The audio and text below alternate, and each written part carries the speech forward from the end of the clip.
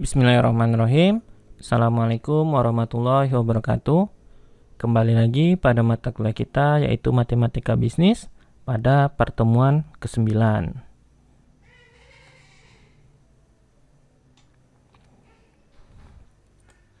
Ya, jadi materi kita pada pertemuan ke-9 merupakan lanjutan dari pertemuan ke-8 yaitu mengenai partial differentiation atau turunan parsial. Nah, jadi pada minggu lalu kita sudah belajar mengenai fungsi dari beberapa variabel dan kita sudah belajar bagaimana cara melakukan turunan parsial. Nah, kali ini pada pertemuan ke-9 kita akan melihat bagaimana aplikasi turunan parsial pada konsep bisnis ya. Oke, salah satu penerapan turunan parsial pada bisnis adalah bagaimana kita menentukan elasticity in demand atau elastisitas permintaan. Suppose that demand Q for a certain good depends on its price P, price of an alternative good PA, and the income of consumer Y. Nah, jadi di sini biasa fungsi demand kita itu kan Q sama dengan titik-titik P ya. Jadi Q itu hanya bergantung pada satu variabel, yaitu variabel price. Nah, di sini Q-nya itu atau demand-nya itu, quantity of demand-nya itu, Q-nya ini terdiri atas 3 variabel. Ada price P, kemudian PA, price alternatif atau harga dari barang lainnya atau barang alternatif lainnya. Kemudian ada Y. Di sini adalah pendapatan dari konsumen.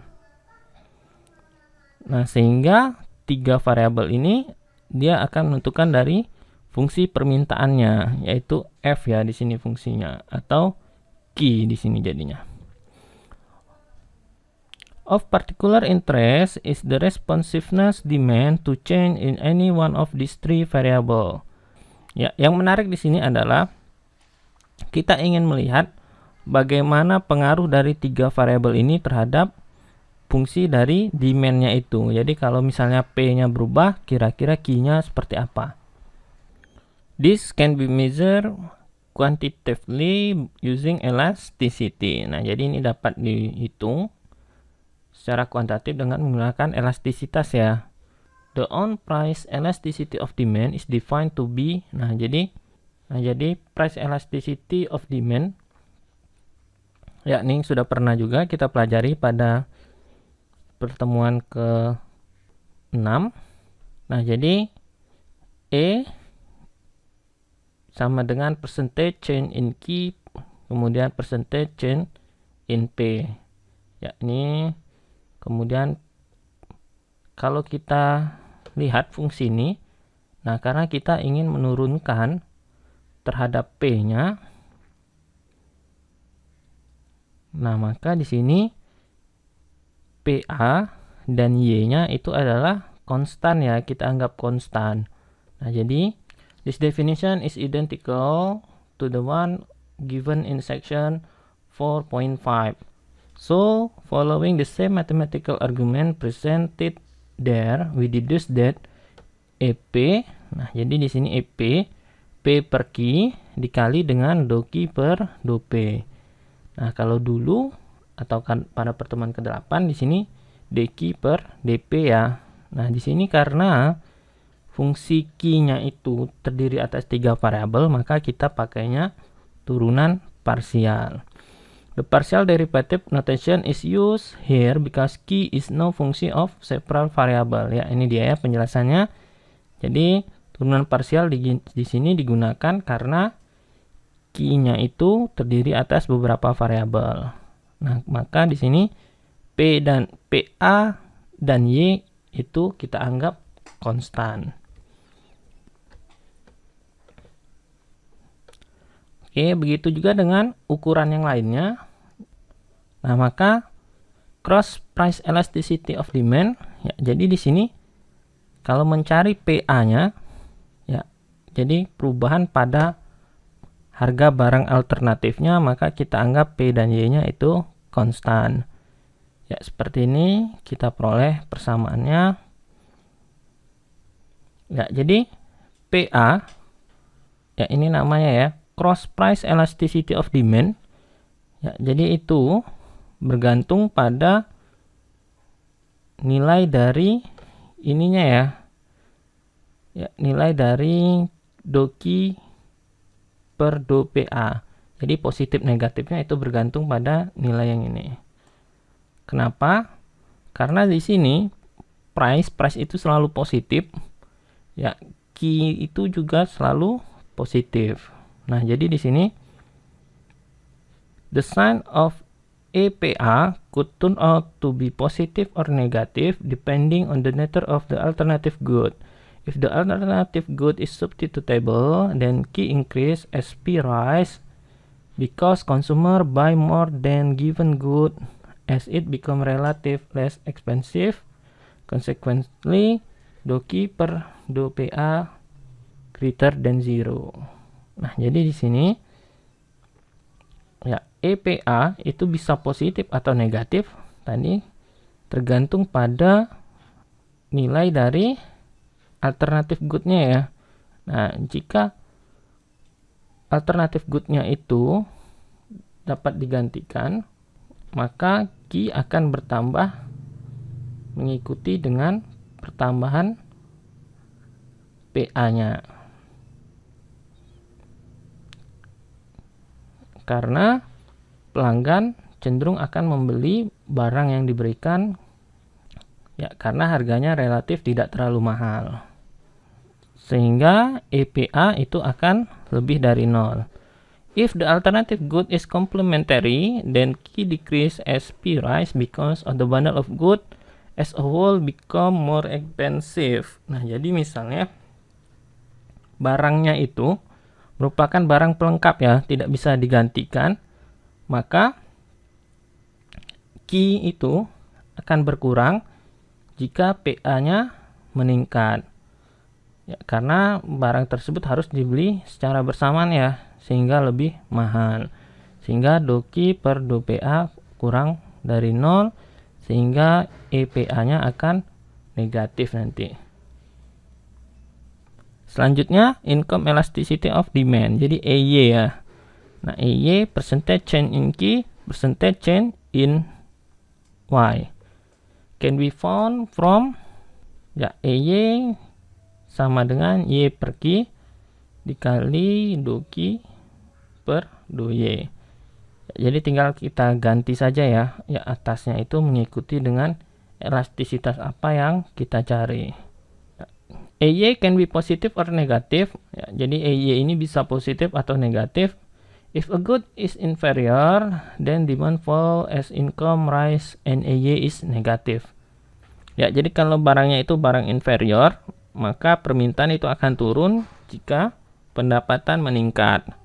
Nah, contoh barang inferior itu adalah makanan kaleng, kemudian roti yang dijual di supermarket, kemudian transportasi bus. Ya, itu adalah contoh dari barang interior. If a good is normal, then demand rise as the income rise and EY is positive. Nah, jadi kalau barangnya itu normal, maka permintaan akan meningkat seiring dengan meningkatnya pendapatan, sehingga EY-nya positif. Sometimes the value of EY of a normal good might even exceed 1. Jadi kadang-kadang nilai dari EY dari sebuah barang normal itu bisa melebihi dari 1. Nah, ini disebut dengan barang superior ya, barang tersebut. For this good, the percentage rise in consumption is greater than percentage increase in income.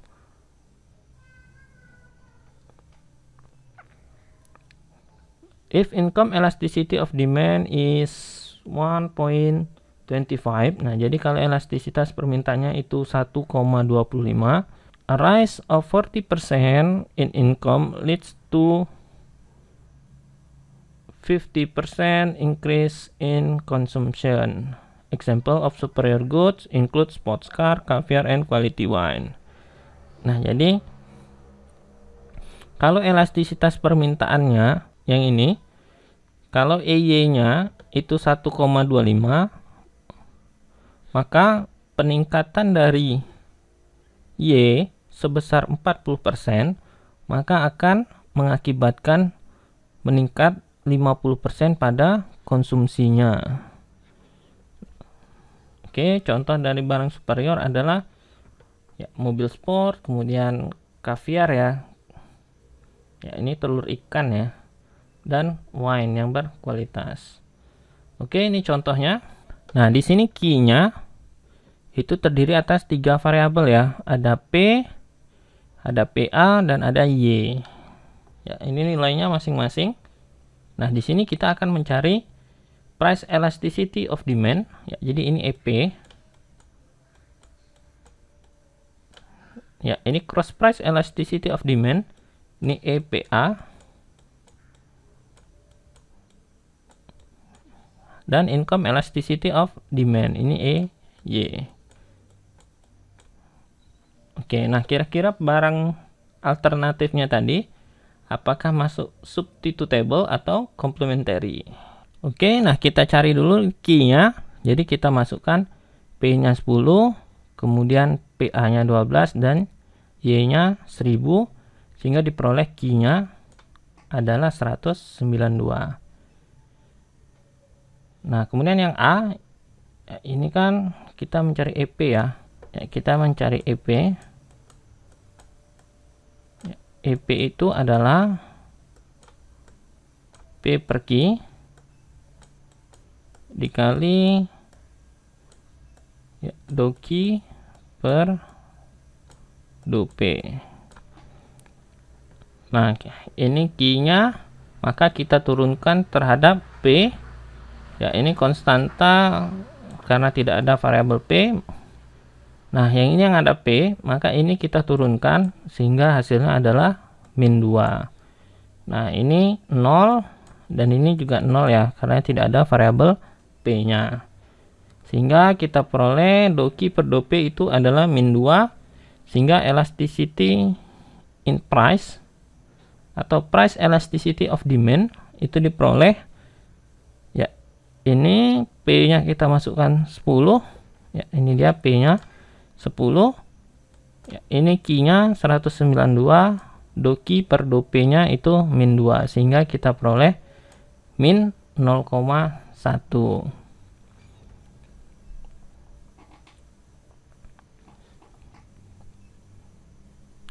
Oke, nah sekarang kita cari cross price elasticity of demand. Ya, ini sama kita turunkan sekarang karena PA ya. Kita turunkan tanda PA, kita peroleh doki per dop-nya itu 1. Ya, jadi hanya ini yang bisa kita turunkan, yang ini 0 ya.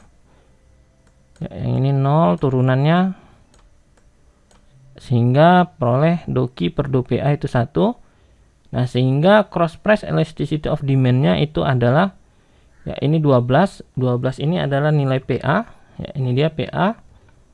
12 per 192, ini nilai Q-nya. Ya, ini doki per dop-nya itu 1 sehingga 0,06. Jadi karena nilainya itu positif, ya ini lebih dari 0, maka barangnya itu adalah substitutable, maka dapat digantikan ya. Nah, selanjutnya income elasticity of demand. Ya, kita turunkan terhadap Y sehingga diperoleh doki per do Y itu adalah 0,1. EY-nya, ya, ini nilai Y-nya. Nilai Y-nya 1000. Ya, 1000 dibagi Q, Q-nya 192 dikali 0,1 diperolehlah EY-nya 0,52. Oke, jadi di sini sudah kita cari mulai dari yang pertama itu price elasticity of demand, EP, kemudian EPA, cross price elasticity of demand, dan satu lagi income elasticity of demand, EY.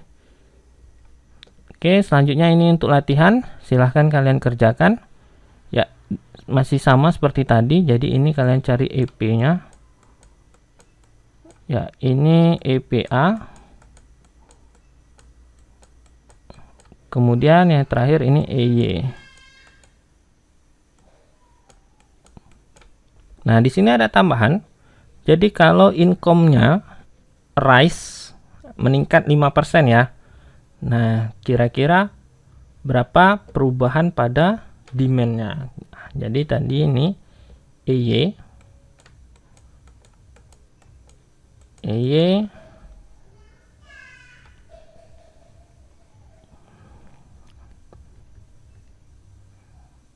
ya, kita pakai yang ini, percentage change in Q, percentage change in Y. Ya, jadi ini persennya dari Q, kemudian ini persen dari Y. Nah, kira-kira berapa sih nilai ini ya, yang di atas ini? Kalau Y-nya itu meningkat 5%. Ya, kalau ininya 5%. Nah, kemudian barang ini termasuk inferior, normal, atau superior. Kita tentukan dari EY-nya. Oke, silahkan dikerjakan untuk latihan nomor 1. Nah, kemudian ini untuk tugasnya, ya silahkan kalian kerjakan. Di sini ada 2 soal. Ya, ini sama seperti latihan ya. Oke. Jadi ini untuk latihan dan ini untuk tugasnya. Oke, demikian materi kita untuk pertemuan ke-9. Wassalamualaikum warahmatullahi wabarakatuh.